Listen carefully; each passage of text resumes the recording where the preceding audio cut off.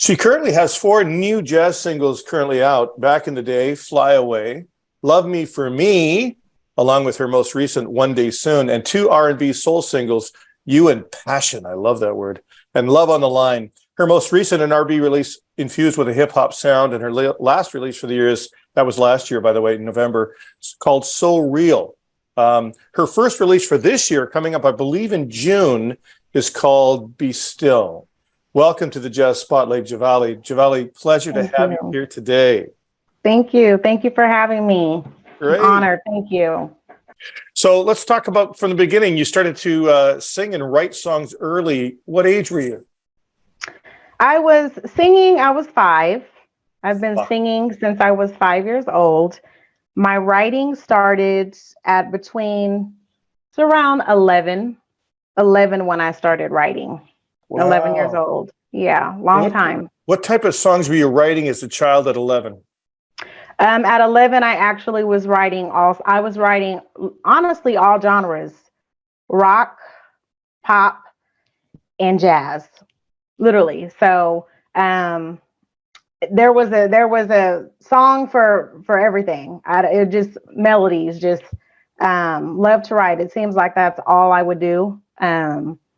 I'm surprised. How did you write? Did it come off as poetry, thoughts? I mean, obviously emotional stuff for you, even at that age, right? Yeah, it for me it was poetry. It was poetry, but it was music. It was song. And then I wanted to be an actor. So and back in in my elementary days, for every school that I went to, I was in the choir, or back then it was the band. So I was What did you play in the band? What was the instrument you played in the band? I played the clarinet, and I also played a little snare drum because I love Sheila E. and I wanted to be a drummer. So that makes sense. Yes, I wanted to be that. I wanted to be Sheila E. so bad. But no, I played clarinet, and of course, aside from me playing clarinet, I sang. So, my voice was always my instrument, my biggest instrument, probably. So, yeah. Did you sing for the family too? Absolutely. I was always singing, always. I mean, just always singing and writing. Yeah. Absolutely. So you were raised in Sacramento, California. Yes. Did you have any local heroes there, or were you just listening to the radio and watching TV and listening to other things? Local heroes, my father, my mom, my uncles. Fantastic. Yeah, my uncle, he actually is the one that he really inspired me very, very early on. He's the one who showed me I could hold a note. He put, I don't know what record he put on, but he put on a record one day, and I was singing. I started singing, and I don't remember the song, but it must have been a song that I knew and that I liked. And he stopped the record, and he said, "Sing that again." And he said, "Okay, now I want you to sing from your stomach." And so he said, "Do you realize you can sing? You can sing." And so from then on, self-esteem, right? I mean, yeah. Oh, I can, like, cool. Yeah, absolutely. Because at 5, you're just loud. You think you're just loud. But as I got older, he was like, "No, you can sing." Yeah, very inspiring. And who else did you like and enjoy listening to growing up, influencing you? As far as music, if you're referring to music, yeah. My influences music-wise, I think I had an old soul. So between my mom and my dad, I grew up listening to it for jazz, just for starters. David Sanborn, he was one of my first jazz musicians that I listened to. I used to stand on a chair in the backyard when we lived in Sacramento. And the very first song I used to put on the record, and I used to play Chicago song. And I used to stand on this chair because I'm only 5 feet tall. And where we lived in Sacramento, you could see the mountains going towards Reno, Nevada. So I used to come home from school with my big imagination and stand on this chair and play his album and look at that mountain view. because it was so pretty and it was so clear and you could see it. And so he was one of my biggest influences. My mother listened to Alex Bouillon was one of my biggest influences, and she turned me on to Chick Corea. When I was 15, there was a song that she played, but it was a modern song, even at 15. I was a little older. But I said, well, who was that? And she said, well, you got to listen to him. He's so cool. So between him, Paul Hardcastle, Najee coming up, those were my go-tos until this day. Those were my influences from her. And on my dad, he influenced me. It was Art Porter. It was Grover. It was George Howard. May they rest in peace because they're no longer here. But so it was, when you think between the two, they both like jazz, and just how we would sit, and me and my father would sit, and he'd say, listen to this horn, just listen. And so I have lots of influences, but from jazz, rock, pop, When you did you name start them. playing in public? I know you're an independent artist. When did you start playing? Did you get a band together, or do you solo act, or I've never played in public as of yet. Only because I remember that's my goal, but I've never been a performing artist as of yet. That's the plan. But I remember when I was working with working with Bob Baldwin, and I remember him always saying, you have to build your catalog of music up. And so for me, me wanting the things that I wanted to do, what I want to do as an artist, because I produce my own music, I said, well, I have to build a catalog of music, and of course you got an audience, and, you have to build all of that up. And so that's been my focus, just literally perfecting my craft, finding out, who I am, as well, still as an artist. You still have to get to know yourself, and because it was something I decided to put off. I decided to put it off until my kids were grown.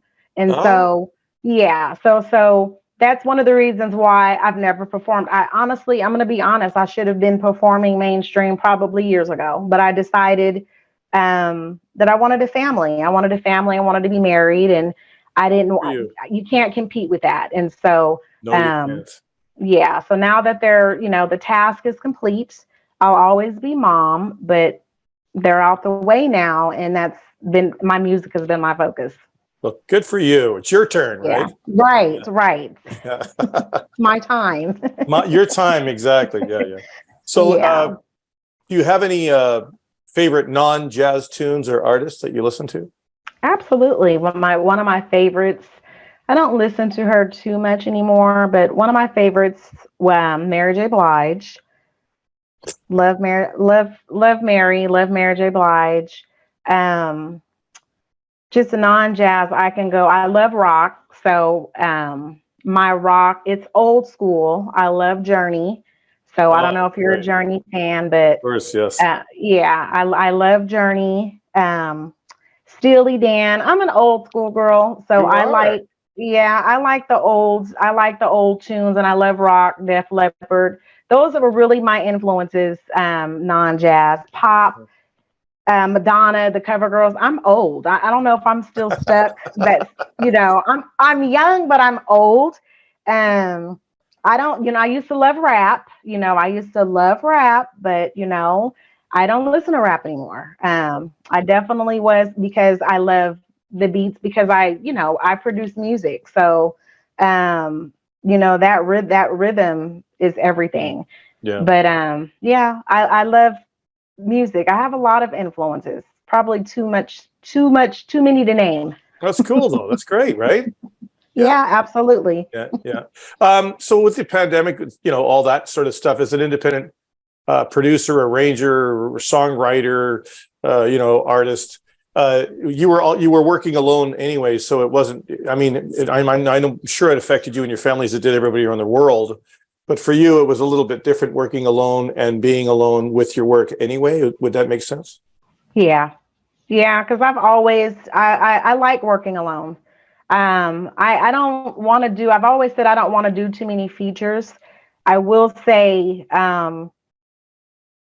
the how I've worked with working with Bob Baldwin, and I've worked with David Dyson. Working with them actually was an honor. Not only an honor, but I always said, well, I don't know if I can work with other people, Right. because of you have to mesh creatively, and I didn't want I don't want that clash, that creative clash. But working with them, Yeah. Tell there us was about no working with clash. producer Bob Baldwin. What was that like? It was great. Actually, I met Bob online. He actually reached out to me, and I didn't even have any music. I didn't have any music available. I was literally just just in the start of my journey. So once my father, he was sick, and so that kind of pushed me along, just Mm. with stress and heartache. But he Mhm. reached out to me and asked me if I had any music Cool. available, because he's seen me on Instagram. And I actually was just really trying to ramp up my production, and just getting my feet wet for, to get myself out there professionally, commercially, as far as producing. And I just told him, once I don't, but once I get some music, I will be happy. I'll be honored to give you some music, send you some music, since he has a radio station. And Right. that's how we met, and that's how we end up working together on my very first single. Right. Yeah. Fabulous stuff, right? And Yeah. you've since completed 8 other projects on your own, with your sixth project being your first self-produced album called Let's Talk About It, featuring Grammy-nominated bassist David Dyson on 3 tracks. That must have been a cool experience for you. I was honored. I was honored. You hear the stories of, and I've met so many people, independent artists, and just to be able to work with them, the two of them, and him not saying no, and just how we met, I just was honored, and just the fact that I didn't have to, the way he understood what I was doing with my music. I didn't have to tell him Or explain to it. what to explain what I needed. He went in there and he put his touch, on my 3 tracks. There was no complaints. It was great. And if I could work with him every day as a bassist, I would. And that's the example of, me in my mind. Well, I don't know who I can work with perfect example. I Right. could work with him every day. Neat. So yeah. The title, Let's Talk About It, did that come from personal experience? Do you usually write from personal experience? I do. I write from personal experience. That came from just the state of the world, COVID, and just everything, that I have gone through a lot. And so it just, let's talk about it. And that's what came to mind. Let's talk about it. But that was the purpose of the song, just that. Yeah. Well, you know what? I think we all need to talk about it. There's a lot going on underneath it all. Right. Right. Absolutely. Yeah. So Absolutely. let's listen to one of your tracks.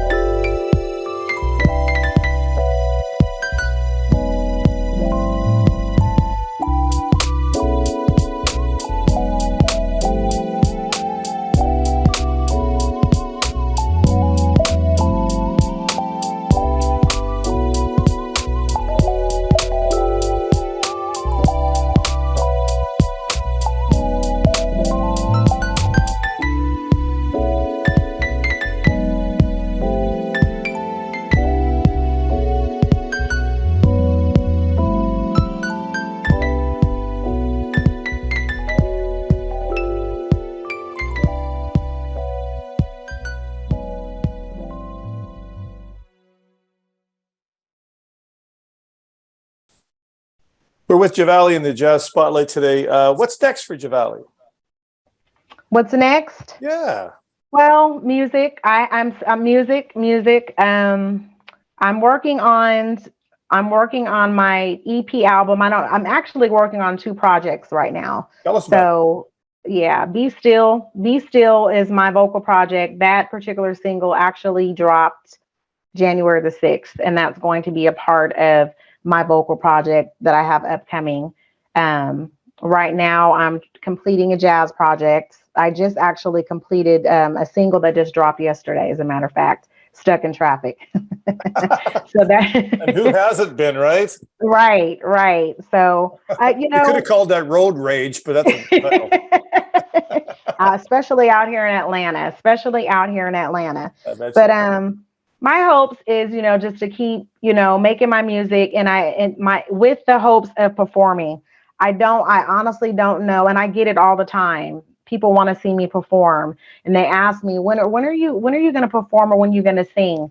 I don't know if I want to perform jazz. I don't know if I want to play, but singing, I do want to hit center stage. I'm pretty sure of that. The jazz, the performance, I just feel for that, everybody does it. I don't know. For me, there's lots of keyboardists, there's lots of saxophone players, and I don't put myself in just one category. Right. And it's probably because I do the music myself, I make it and I produce it. And so I feel like I'm this renaissance, I do everything, I do everything. I'm not just this keyboardist or this singer. I am this arranger. I love music, and I probably honestly like writing more than anything, and producing. Well, you do a great job with it, Jhavali. Thank you. Her music is available on all platforms. You can support Jhavali on her journey by following her on Spotify and all the other social media platforms, along with sharing, downloading, purchasing, and streaming your favorite tunes by Jhavali. Jhavali, thank you for being in our Jazz Spotlight today. Thank you. I appreciate it, and very honored.